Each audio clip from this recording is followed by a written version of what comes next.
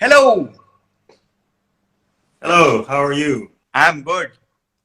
So I was just saying that today's live is going to be about the new plant parent and in general about a guilt-free plant parenthood experience. And I was saying why you hmm are the perfect person to talk about it because you already wrote a book and probably we'll get a summary of the things and as a intro to why you should also go and read this book. And by the way, one thing I want to say is, so I got this book from Amazon India. I was actually surprised to find it there, but I'm really happy that we got it here.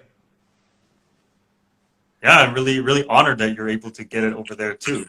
It's just been a real honor to have people really feel engaged and also encouraged by the way I wrote this book. Right. So tell me, I see a lot of plants behind you, and so quarantine. You are quarantined with your plants. That's a great thing. Yeah, I mean I think right now it's a funny time that we're all. I mean, obviously it's a very serious time that we all have to make sure that we stay safe, right? But you will always try and look for that silver lining, like the maybe good things that you have surrounding you, and basically that we get to spend more time with the plants that we own during the daytime. I mean, a lot of people. I think right now it's nighttime for you, right? Yeah, Yeah, it's so 9 many p.m. people probably don't get to see their plants during the daytime, but right now, if they're able to stay home, then they do get to see their plants during the day, and that's something that it's something that's quite nice to experience actually. Yeah, actually, it is very amazing because a couple of days back I put out a story on this. That now that at home during the day, I have been mapping hmm the movement of sun through different windows, so that I can hmm place my plants accordingly. But hmm otherwise, I have to wait for them to suffer and then move them around based on my compass. hmm So, yeah. Yeah, it's actually so. I mean, if you did you have any specific question about the book, or can I? Because right now, when you talked about light, there, I just wanted to jump in and Absolutely, talk please about do because that. Yeah. I love talking about light because um, you know for a long time when I first started getting into houseplants, in fact, it's probably more recent than most people because I only started maybe about 6 or 7 years ago. Yeah. And what I my background is in engineering, so I studied industrial engineering. And when I came to look up plant care information, I just felt like it was always portrayed as just here's something pretty and here's how you maintain it. And and to me that was a little bit, I don't know, it didn't feel that interesting, right? Yeah. Um, for somebody who likes technical things, who likes um, like the science of it all, I felt like maybe houseplant care was lacking a little bit of the science. I know there's botany, right?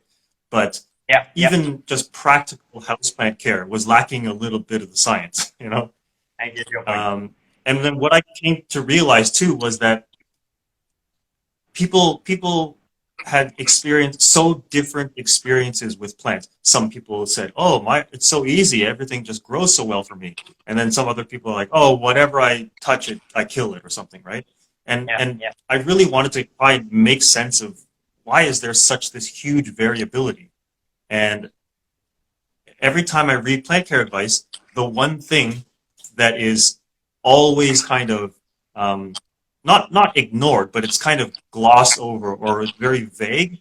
It's always light. Yeah. Um, and so, being an engineer, I got myself a light meter, Yeah. and then I just went around and I started measuring. And when people first started asking me, "Oh, what's wrong with my plant?" I would say to them, "Well, make sure that your plant gets at least 200 foot candles, and if it's going to be 600 foot candles, even better." Hmm. And unfortunately, not everyone is Can inclined to understand. buy one of these things, right? So then that's when I moved further and I said, okay, right now we can even do it right now. Right now I'm reading 80-foot candles, and I'm sitting about 3 feet away from my window. It's a cloudy day here in Toronto. And so I said, what is causing this reading to be this value? Whereas when I move it even just like a few inches closer, the number like goes up a lot. And I said, okay, well, what if such a small movement can cause a huge difference, then that means just telling somebody bright indirect light, it's like you're actually describing a very big range of light meter readings, right? So the thing is, then I said, okay, if people don't have light meters, then how can I give them a guideline that will get them as close to the best possible number, which is, I mean, if you're going to be dealing with a bright indirect light plant, if you can get 800-foot candles for that type of plant most of the day, then it'll be great. Now, but unfortunately, again, with people not having a light meter, what I needed to do was make an environmental kind of assessment, like teach people what to look for in order to get this, best possible reading, right? And that is where I started saying, you need to put your plant where it will have the widest possible view of the sky. That's part one. Yeah. Part two is if the sun is going to shine on it for longer than 2 or 3 hours, then you need to block it with a white sheer curtain, like a semi-translucent kind of curtain. Right.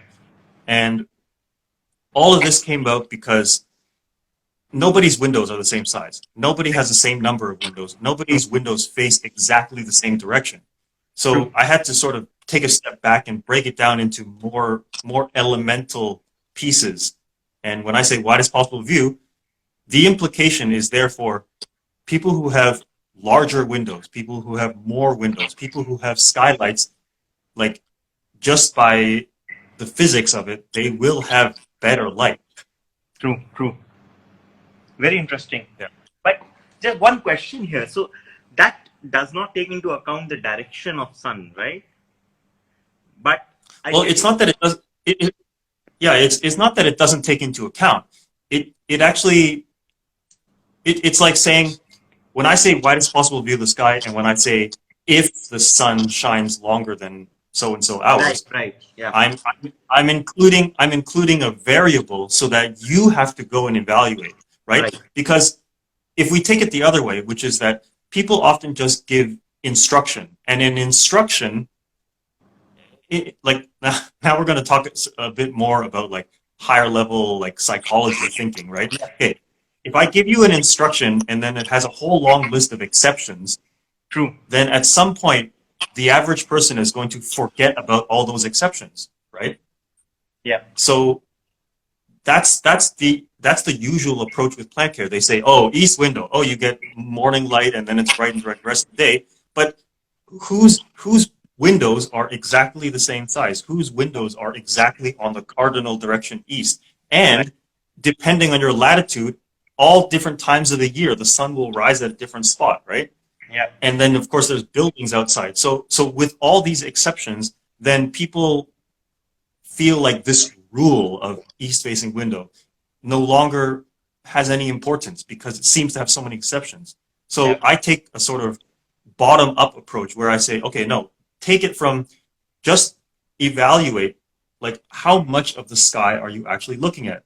That includes the fact that if you have a building in front of you, which I do, that means I will not get that sun in the morning. But it does mean that in the afternoon, the sun will reflect off that building.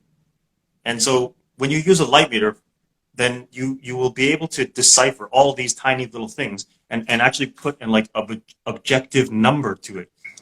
If we don't put an objective number to it, then we're always just going to be in the subjective. We're always just going to be vague about one of the most critical aspects of plant care.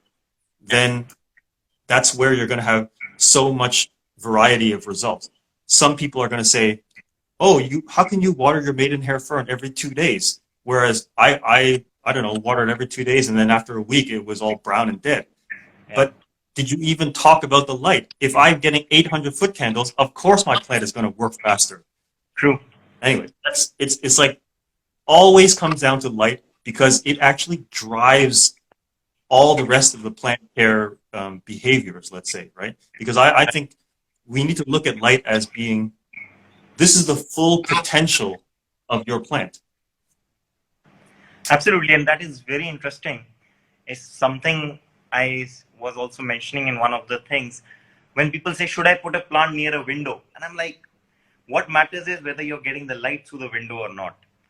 Because at times, like Mm-hmm. In my office, my cabin is brighter than my balcony just because of the Mm-hmm. positioning of the things. And you're right, because There's balcony so much faces the variety. building. Balcony faces the building, and my cabin has a window which opens to sky. So, right, I mean, better Yeah. place inside. And the thing is, I mean, I don't know if you have one of these, but I would encourage you to get a light meter, because then you will be able to put an objective figure to everything that you sense, right? Right, Um, One of the really interesting things about humans and animals in general is that the way that we use light is just so that we can identify our objects and identify our surroundings, which by nature means that we are not good at detecting differences in light, because we actually want to normalize all the brightness so that we can just, pick out that object and that right. object and make sure, do I need to run away from that? Can I eat this thing? That the survival mechanisms, right? Yeah. But for a plant, every little difference in light translates into a different rate of photosynthesis that occurs within its leaves, right? Yeah. So when I've made up a funny line where I said the famous last words of that are heard by many plants is, "Oh, this seems bright enough." And Very interesting. that's the thing with bright indirect light, is that it's very obvious to say, yes, the sun is shining here, or Yeah. no, it's not. But what's less obvious is, can you tell a difference between 800-foot candles and 200-foot candles, or 50-foot candles even? All of those numbers that I just named are situations of indirect light, meaning that Right. the sun is not in your direct line of sight, but then what determines 800, 200, and 50-foot candles? It is the width of the view of the sky. If I go outside where I'm no longer constrained by a ceiling and walls around me, then I'll get 2,000-foot candles. And the sun is it's cloudy today, right? Yeah. But if I go far from a window, then when I think of view of the sky, it's like this. It's literally like very small because the window is far away. Right. And so all of that, but the problem is all of that is just called indirect light.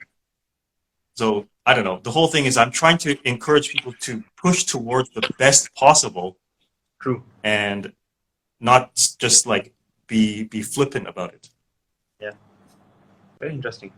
So just one point I want to say. So I'm also an industrial engineer. I think that's why I love your handle.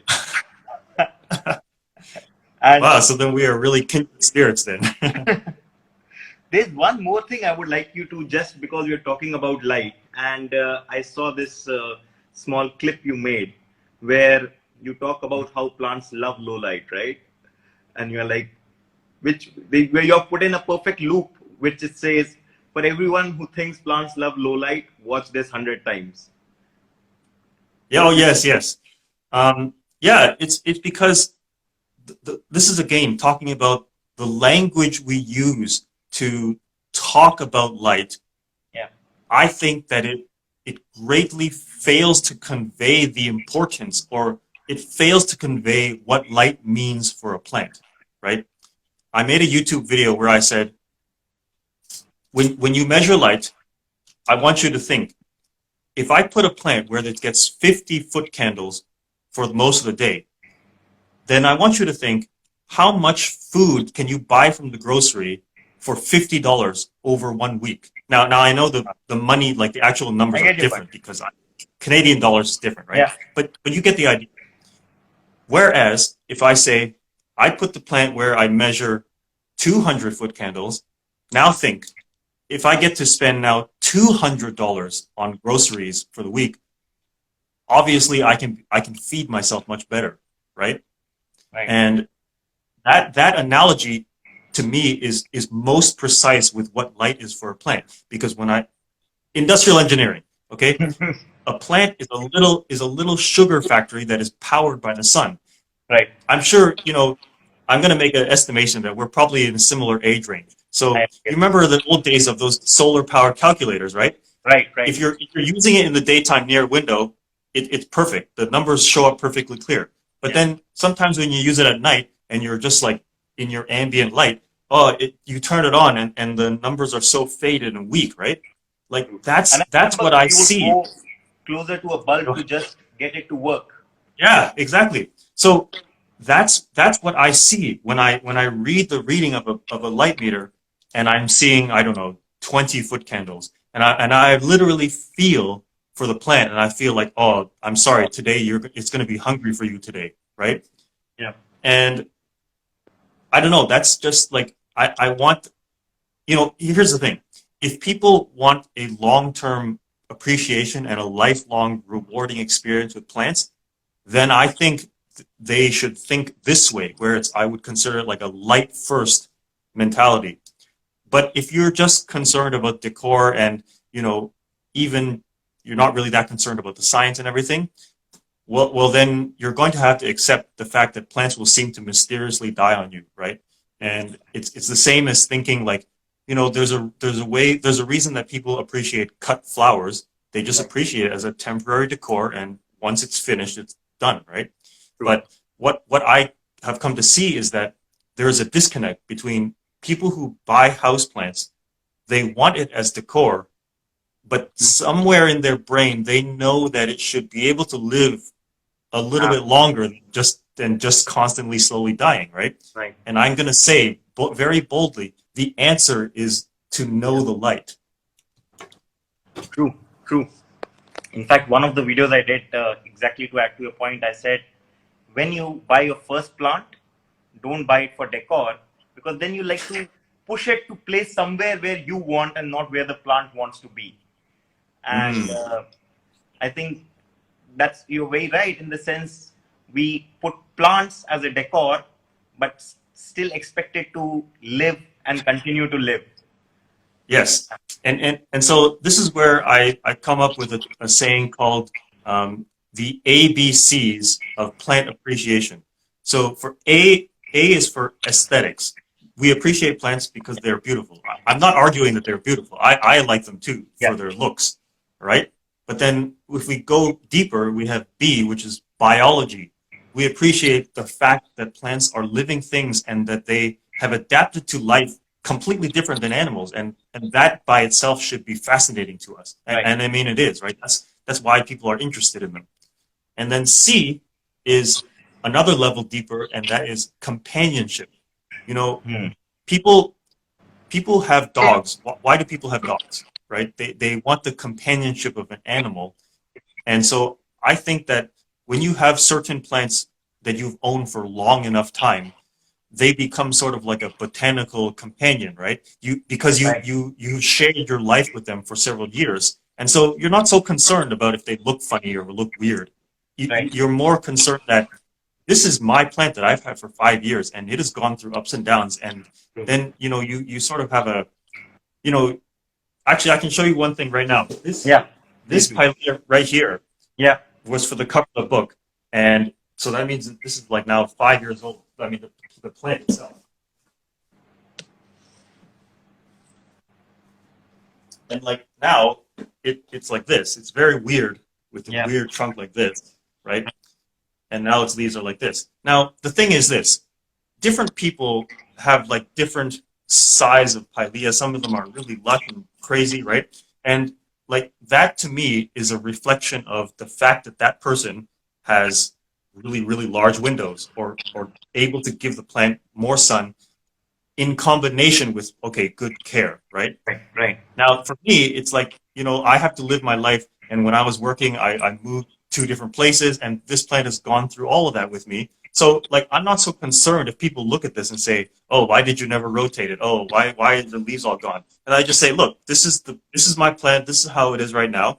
And so I don't see this as a reflection of poor care. I just see it as this is the plant on the cover of my book, right? That's the companionship, the story part of the plant that I think is a bit deeper and matters a bit more to a True. plant owner, right?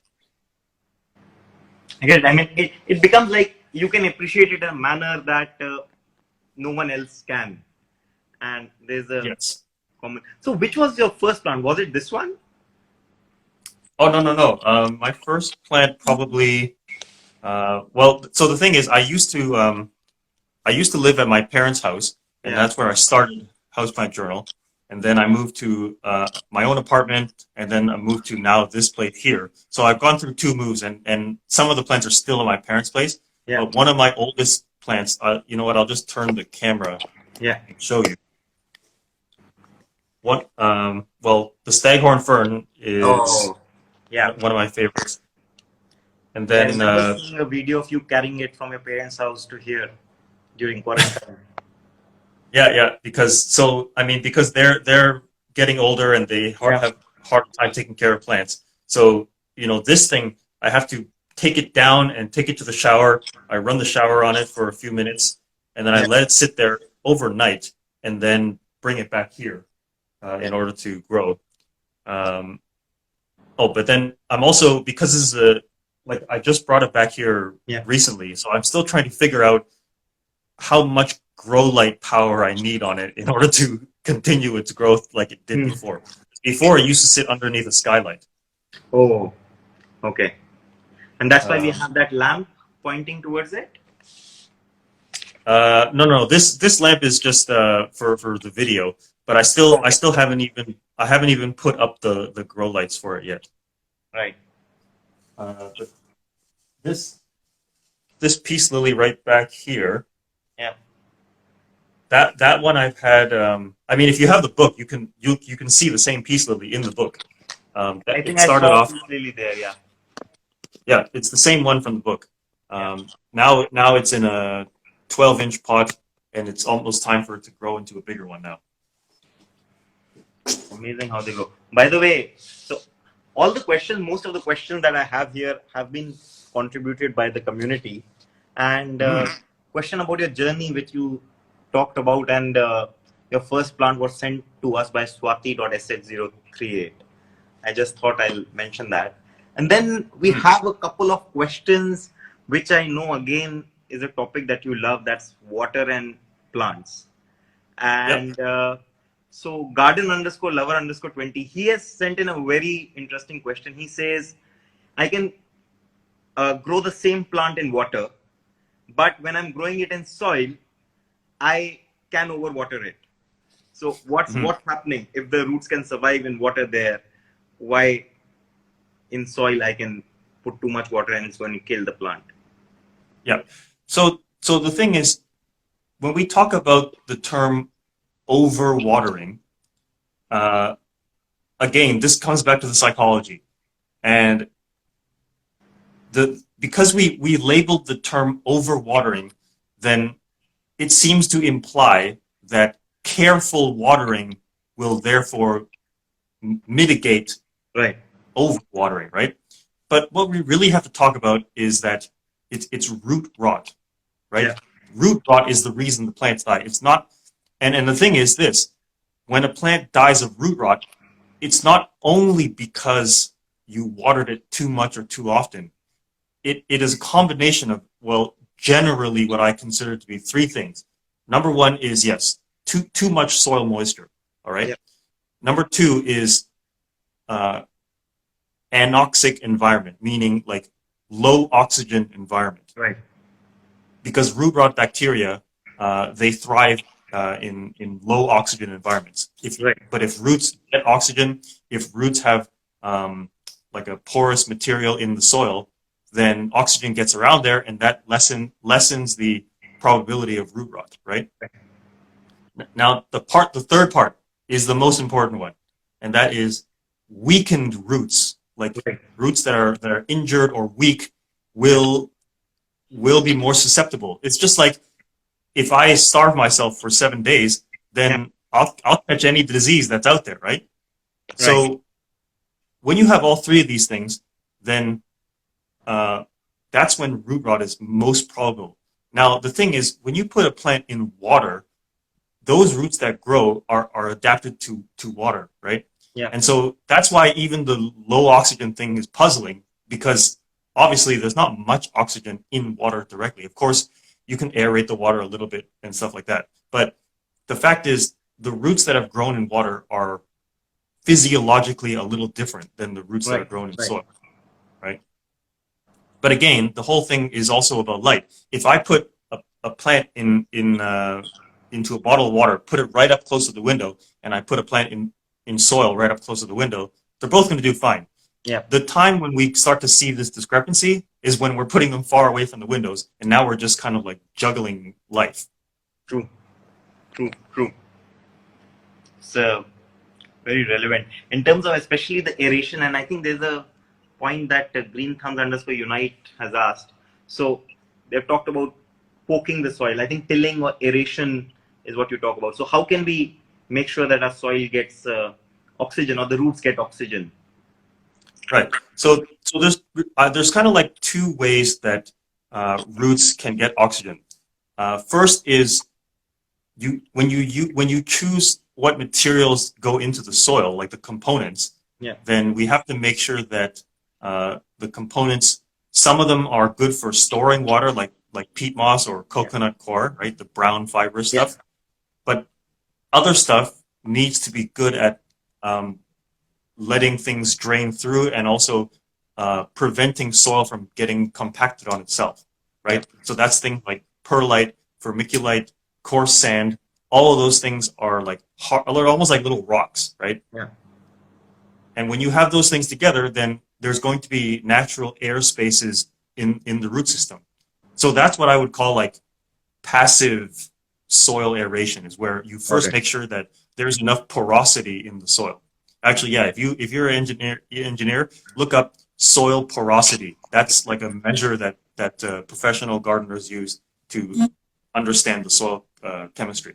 Right. Now, so the soil porosity, then there's like physical shifting of the soil. Right. Now, here's the thing.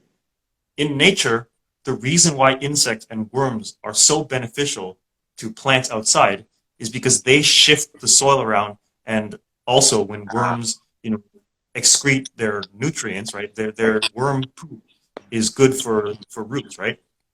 So insects and worms and animals also are always shifting the soil. So outdoor plants enjoy, like I would say, a dynamic soil environment. But indoor plants, if all you ever do is, like, every time you water, the water flows down through the soil, and that draws air into the root system, right? Yeah. Which is good. But the problem is the soil sometimes, especially peat moss and coconut coir, they, after repeated times of wet and dry and wet and dry, it's kind of like when you have a sponge that Mhm. was wet and then you let it dry out. It's like really hard, and you can't even get water into it, right? Right. So the purpose of poking around the soil is like you just gently loosen it a little bit. True. True. So that's what I do. Like prior to watering, well, first of all, I'll check if I need to water by using the chopstick. And it's just like, just dipping it in like an inch or two to see how wet the soil is a little bit lower. I'm not like jabbing it crazy, because obviously that hurts Yeah. the roots. You just probe the soil, and then, yeah, that's what I do prior to watering. Perfect. Perfect. Perfect. So basically, we are doing the work that otherwise worms and insects would have done in nature. Yeah, like that. Yeah.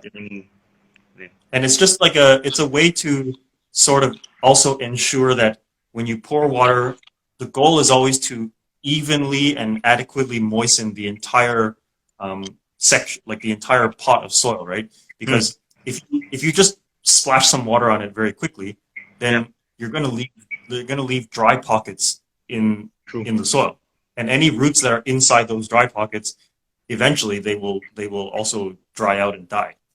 True. True. And I think that's a very important thing, because especially if you have a smaller plant in a bigger pot, right? Now, Yes. uh, people tend to just water around the stem. You were saying something. Mhm. Yeah.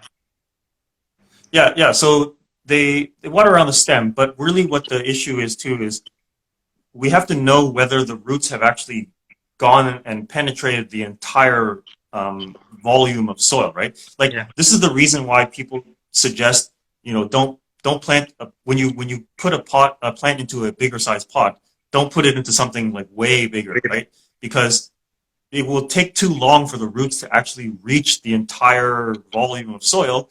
And then when you have just wet soil with no roots to suck up the water, Yeah. goes back to the root rot thing, right? You're going to create moist chambers of low oxygen environment that are conducive to root rot bacteria. True. True. True. Very interesting. Is there anything else you would like to add? Because I'm just going to move to another question here. Is there Oh, okay, something? yeah, sure. Another question is fine. Yeah. So, a question from Plantify, and what she's asking essentially is it true, and from her observation, that when we put for propagation for rooting in water, the results come faster than when we use soil propagation? Hmm. It's interesting because you and I are engineering, so Yeah. the easiest way to determine this would be to just do an A/B test, right? Right. Where we take like a whole sample of pothos, let's say cuttings, Yeah. put them in water, and then a whole sample of pothos, stick them in soil, and put them under the identical conditions, and then see who roots faster, right? Um, I would say this: professional nurseries, they don't root anything in water. They just cut the pothos and they stick it into a little bit of soil, and then they put it in their growing space, right? Yeah. And their growing space has between 1,000 to 5,000 foot candles coming from straight above and all surrounding, right? If I took a pothos and put it into water and put it in the same environment, I think they would both root just as fast. Yep. If you now try the same thing at home, where your light levels are, I don't know, between 100 and 200 foot candles most of the day, then the thing is, putting them in water is a way to, it's more manageable, because when you put it in soil, you have to that soil moisture. If it gets below a certain amount, then the root might die. But at the same time, when you have moist soil that just sits there, that's also potential for rot. So I'm not sure about saying whether one is faster than the other, but I will say that in doing it in water at home is much more manageable and easier to Right. manage than in soil. Yeah. So I guess you could say, yes, I would put my vote in for doing it in water when you're doing it at home, but just to recognize that professional nurseries don't have to do it in water because it will root just as fast for them in their soil. True. I also feel, I think the difference is when we root in water, we keep taking it out and we can check the root. But in soil, Yeah, yeah. basically we are looking at changes on the shoot side to determine whether something in root has happened. Uh, yeah, but I think it's, I always suggest water rooting also for a reason that I think it gets people excited to see all the root system growing. And also, I think it also gives you another opportunity for a different type of decor. Like yeah, it's just a fully aesthetic thing, right? I have some very interesting water rooted areas where it's just like oh this. wow, yeah, So it's not a functional thing, but it is a decor and design kind of concern. true, So it's another way to display them. true, true. So one thing, coming back to what we were discussing about, like you're talking about decor here. Um, Yeah. no, Instagram, and you have a great handle on Instagram, and I think that's where you started sharing, or did you started sharing on YouTube or any other platform? I actually started on Tumblr Okay. way before, and quite literally, it was just because I felt it was easy to post pictures and say, today's date, my pothos has a new leaf. Done. That's all I said, right? Right, right. Because literally, it was a journal for my houseplants. Yeah. And then when I came to Instagram, Instagram had just started allowing 15-second video clips. Okay. And so that's when I posted my time-lapse videos, which I guess you could say they went viral, and that's the reason why my account is so big. There's been a few of these like very big Facebook like news aggregator, like Now This. There's like EBC Taiwan. There's a lot of different ones, and they just basically kept sharing a sort of compilation of my videos, and so that's where I attribute how my account grew so fast. You are a master of time lapse. I've seen your time lapse, and not only your time lapse, I've seen you talk about taking time lapse and the effort. Yeah. Like I remember, I'm not sure, but was it a whale fin snake plant uh, where you have taken the pup growing big Mhm. into? Yeah, because yeah, my interest also like I love the hobby of photography, Yeah. so doing the time lapse was a way to kind of really look at the biology of the plant in a way that humans could never see it before, right? Because we live our days by seconds and minutes, right? But but a plant doesn't change unless you look at it between days and weeks, right? So the time lapse was like a perfect way to compress all that and then show it, and then the challenge is of course to show it in a way that is creative and still has a sort of sense of, I guess, like artistic sense to it, right? Right. I mean, that's what I do now. I have like three of these cameras that are just constantly looking at plants. I have one right over there right now, Yeah. looking at a bird's nest fern, like the leaf curling open like this. Oh yeah. So I'm yeah, that's sort of my the way I'm that I going do the through the time same lapse. thing with my bird nest fern. Oh yeah. So I also got very excited to see this because it's very beautiful how tiny it starts. Oh yes, and it's so interesting too because like when we look at a structure, we it's sort of when we see it all curled up, it feels like, oh, this thing should just uncurl the way you would unroll like a carpet or something, right? Yeah. But actually the plant opens, but while it's opening, it also grows bigger, Oh. right? So really, it feels more like when you watch it in fast motion, it really feels more like you're inflating a balloon of some kind, like a special type of Wow. balloon. Yeah. And so that's the thing that you could never notice this unless you saw it in time lapse. And time lapses provide a very different kind of appreciation for nature. Like even while we were ignoring it, it was doing something uh, very Yeah, useful or difficult to do. So, but my question yeah, was, yeah. say, with Instagram being such a visual medium, and do you feel the actual plant care kind of, or let me put it this way, that the decor part just takes over when we look at the ABC component, the A part, just the aesthetics, takes over all the other aspects? Oh, absolutely. That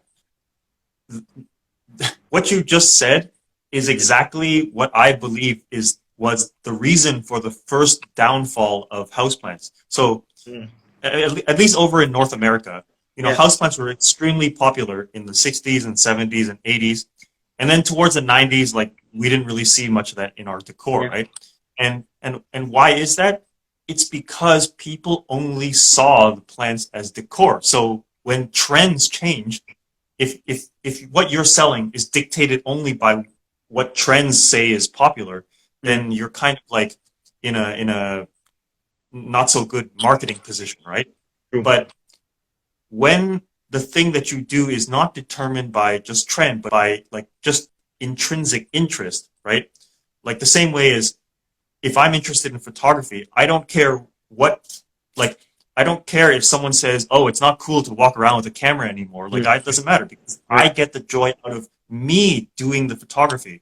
So with plant care, I think it's great that Instagram has given houseplants like sort of like a resurgence Yeah. of their popularity. Um, but what we need to do this time is make sure that we talk about the details of care so that people don't uh, work under the same assumption that proper care will equal perfect plants forever. True. And I actually feel that even the way that plant care was described in the old days, it sort of reinforced this mentality, right? Because they said, oh, if it's a yellow leaf, maybe you're overwatering. If you get a brown Yeah. tip, maybe you need to raise the humidity.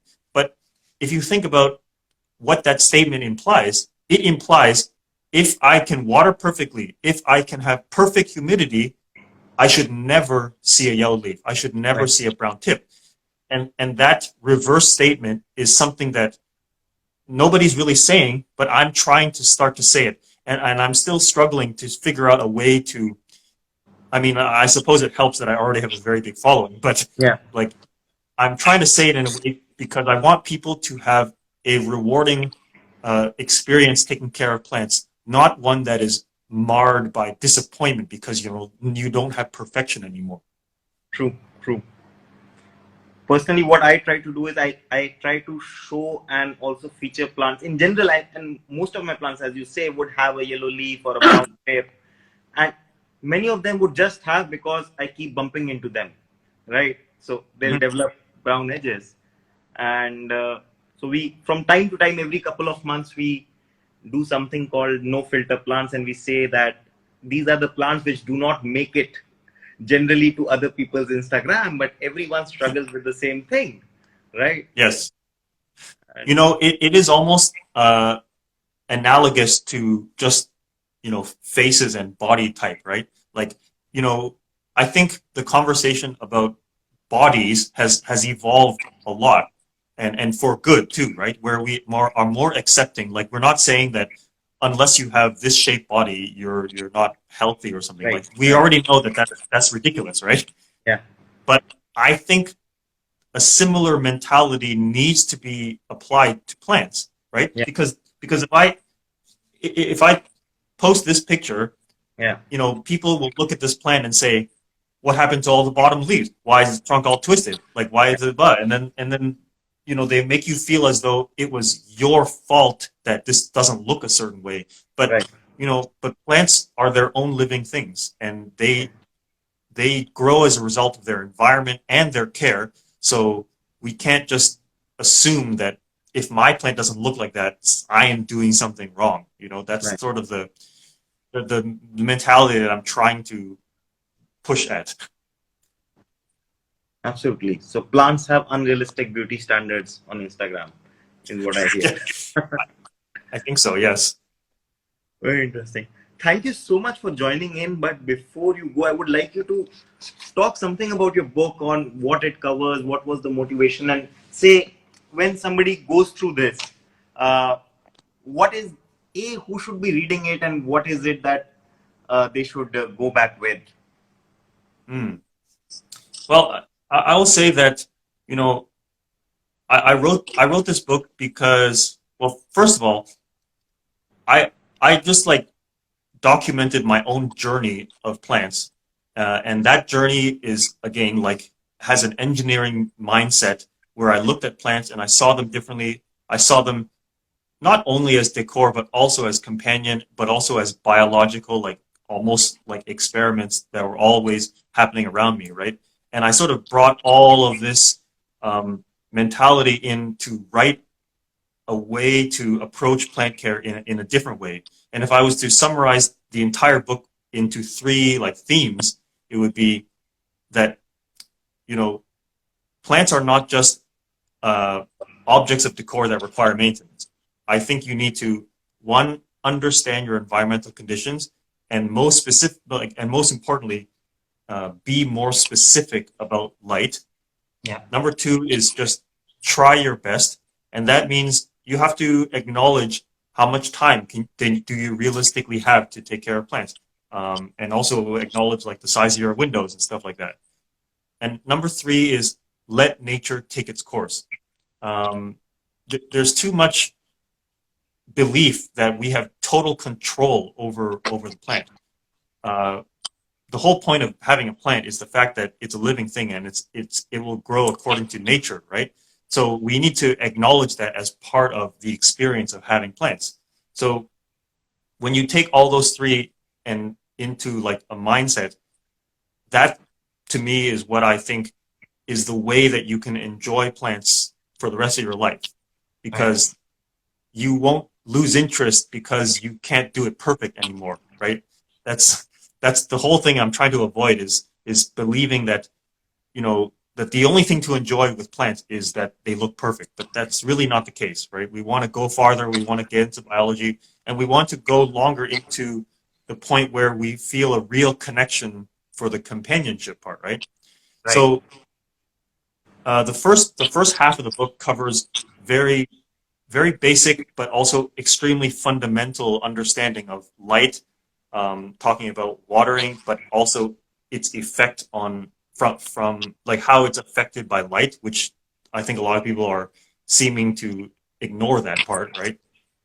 Um, and then the second half of the book, when I cover specific plants, is I don't cover like 100 different plants. I cover more or less 30 like families of plants, and what I wanted to show here was more of that companionship part, right? Because my book covers like my real plants over several years and shows you the progression.